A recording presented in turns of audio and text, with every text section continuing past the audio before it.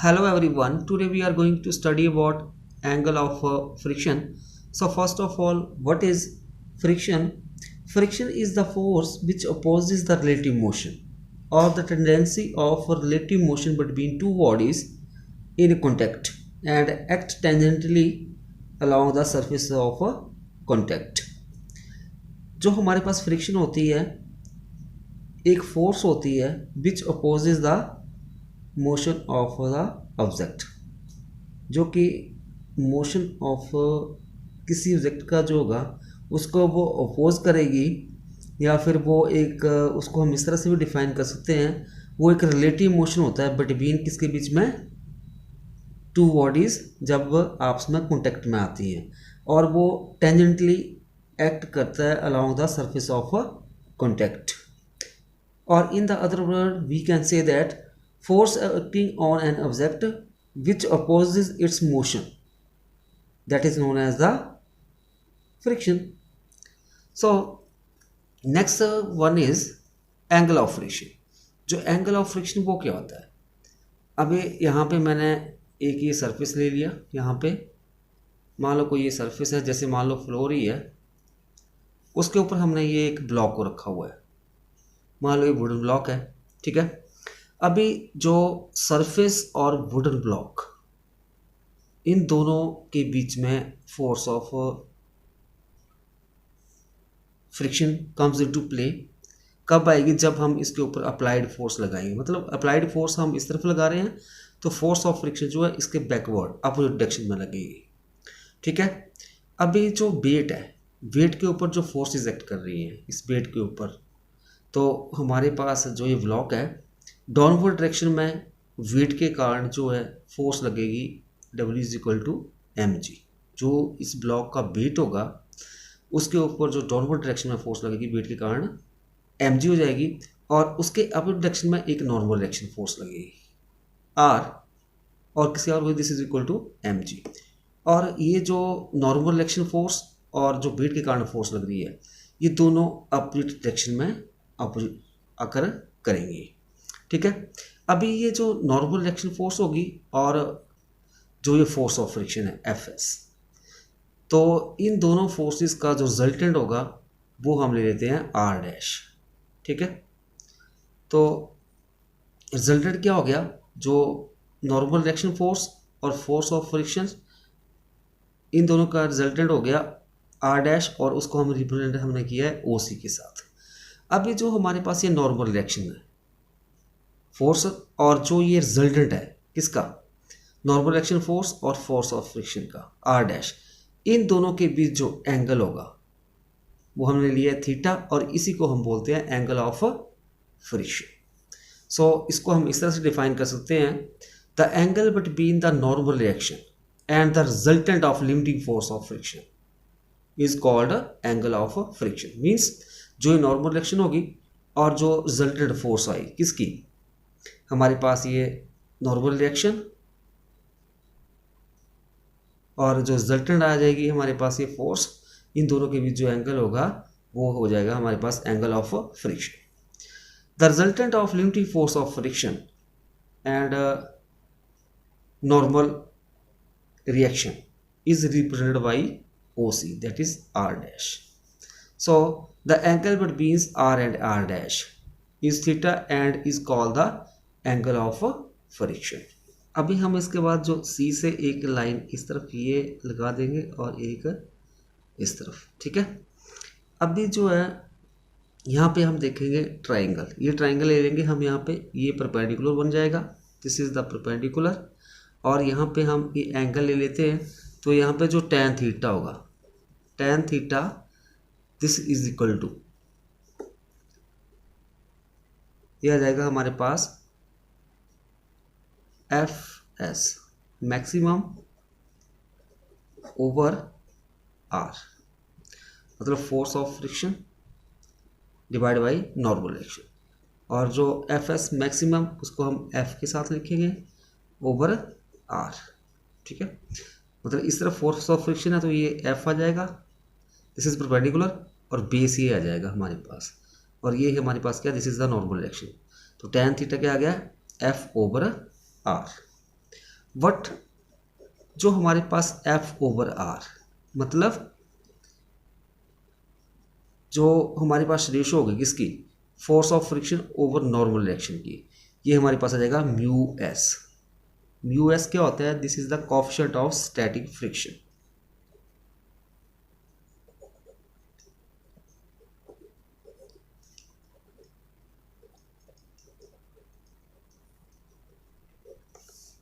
ये कहाँ से आया, क्योंकि हम जानते हैं कि जो फोर्स ऑफ फ्रिक्शन होती है वो डायरेक्टली प्रोपोर्शनल होती है नॉर्मल डायरेक्शन की, और यहाँ पे कॉन्स्टेंट ऑफ प्रोपोर्शनलिटी को हमने रिमूव करवाना है, तो यहाँ पे एक कॉन्स्टेंट लेंगे म्यू, वो क्या होता है कॉन्स्टेंट ऑफ फ्रिक्शन, तो ये जगह म्यू आर, और इसको हम रेंज कर देंगे mu is equal to F over R हो जाएगा। तो इस तरह से हमारे पास आ गया F over R is equal to mu S. अगर स्टैटिक फोर्स ऑफ फ्रिक्शन है, मतलब ये जो बॉडी जो है इस सरफेस के ऊपर, मतलब ये वुडन ब्लॉक जो है इसके यहाँ पे अभी ये रेस्ट में है, स्टैटिक मतलब स्टेट ऑफ रेस्ट में, तो हमारे पास यहाँ पे म्यू एस आ जाएगा, ठीक है, मतलब coefficient of static force of friction. अभी जो एफ ओवर आर की जगह हम यहाँ म्यू एस भर देंगे, तो tan theta is equal to mu S हो जाएगा, तो ये आ जाएगा हमारे पास एंगल ऑफ फ्रिक्शन के लिए। So coefficient of static friction is numerically equal to the tangent of the angle of friction. जो कोएफिशिएंट होगा स्टैटिक फोर्स ऑफ फ्रिक्शन का वो किसके क्या होगा, it is numerically equal to the tangent of the angle of friction, मतलब tangent साथ में थीटा जो है एंगल ऑफ फ्रिक्शन, ठीक है। Angle of repose in the diagram, हमने ये एक इंक्लाइंड प्लेन ले लिया जो कि हॉरिजॉन्टल के साथ एंगल अल्फा बना रहा है, और जो ये एंगल अल्फा है इसी को हम बोलते हैं एंगल ऑफ रिपोज। तो अभी चेक करते हैं कि होता क्या है, किसके बीच में ये बनता है। तो यहाँ पे आप देख सकते हो कि यहाँ पे जो ये इंक्लाइंड प्लेन है, जैसे स्लाइड होती है ना उस तरह से ये इंक्लाइंड प्लेन है, तो यहाँ पे हमने एक ये वुडन ब्लॉक इसके ऊपर प्लेस कर दिया है। तो इस वुडन ब्लॉक के ऊपर एक तो डाउनवर्ड डायरेक्शन में इसके वेट के कारण mg आ जाएगी, और उसके अपोजिट ये हमारे पास क्या है, नॉर्मल डायरेक्शन फोर्स। अभी जो नॉर्मल डायरेक्शन फोर्स जो है वो किसके ऊपर होगी, mg cos ऑफ अल्फा। अभी ये जो mg cos ऑफ अल्फा जो है वो क्या है हमारे पास, it is a component of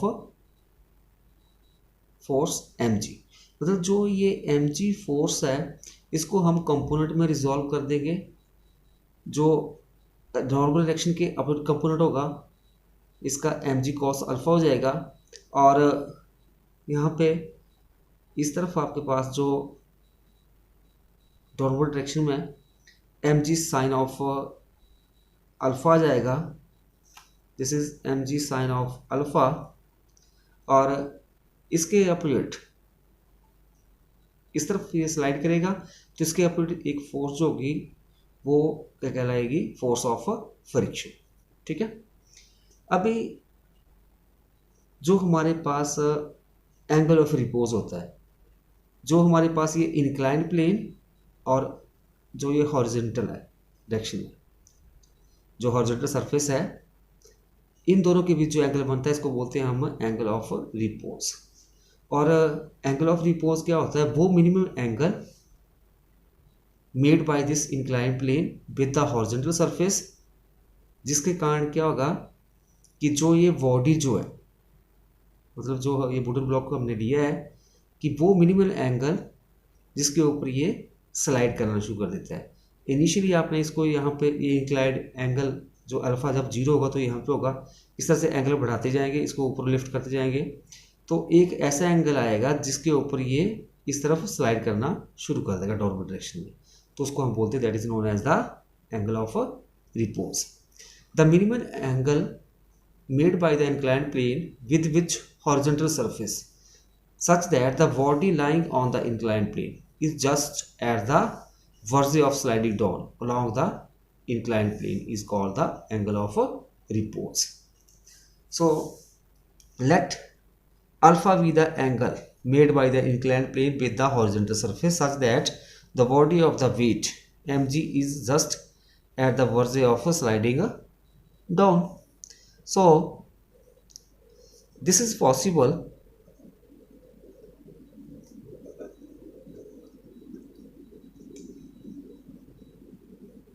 if f is equal to mg sin alpha and r is equal to mg cos alpha. मतलब ये पॉसिबल कब है, जब हमारे पास ये फोर्स ऑफ फ्रिक्शन किसके बराबर हो जाएगी, mg साइन अल्फा के बराबर, और जो ये नॉर्मल रिएक्शन फोर्स जो है किसके बराबर हो जाएगी, mg cos अल्फा। ठीक है, अभी हमारे पास इस तरह से हम इसको यहाँ पे इसको मिला दिया और ऐसे, तो जो हमारे पास यहाँ पे ये एंगल अल्फा आ गया, तो यहाँ पे अगर हम इस डायग्राम में देखेंगे तो ये 90 डिग्री का एंगल होगा, तो यहाँ पे हम निकालेंगे अभी tan अल्फा। तो tan अल्फा किसके आ जाएगा, this is equal to mg sine alpha over mg cos alpha, और किसके होगा f ओवर r के बराबर। ठीक है, जो tan अल्फा है कैसे आया हमारे पास, mg के साथ mg कट जाएगा, साइन अल्फा और कॉस अल्फा tan अल्फा आ गया, और दिस इज इक्वल टू किसके हो जाएगा f ओवर r के बराबर। और यहाँ पे what f over r is equal to mu s. So अभी f ओवर r की जगह हम म्यू एस भर देंगे तो बन जाएगा tan alpha is equal to mu S. So thus the coefficient of static force of friction, that is mu s, is numerically equal to the tangent of the angle of repose। जो ये coefficient of static friction हो जाएगा किसके बराबर हो जाएगा, numerically equal हो जाएगा किसके, tangent of the जो ये अल्फा एंगल ऑफ रिपोज है। ठीक है, नेक्स्ट जो रिलेशन होता है किसके बीच में, एंगल ऑफ फ्रिक्शन और एंगल ऑफ रिपोज के बीच में, उसको हमने निकाला है। वी नो दैट जो एंगल ऑफ फ्रिक्शन के लिए रिलेशन जो होता है mu S is equal to tan theta, this is 1, और जो एंगल ऑफ रिपोज के लिए हमने अभी निकाला वो होता है mu S is equal to tan of alpha, this is equation number 2। अभी क्या करेंगे हम, compare equation 1 and 2, we get, जब हम इन दोनों को कंपेयर करेंगे तो आप देखोगे यहाँ पे लेफ्ट हैंड साइड इक्वल है तो राइट हैंड साइड इक्वल हो जाएगी। So tan theta is equal to tan alpha हो जाएगा, tan के साथ tan cancel, theta is equal to alpha, this implies angle of friction is equal to angle of repose. So angle of friction और angle of repose के बीच में क्या relation आया, जो एंगल ऑफ फ्रिक्शन होता है उसका होता है एंगल ऑफ रिपोज के बराबर।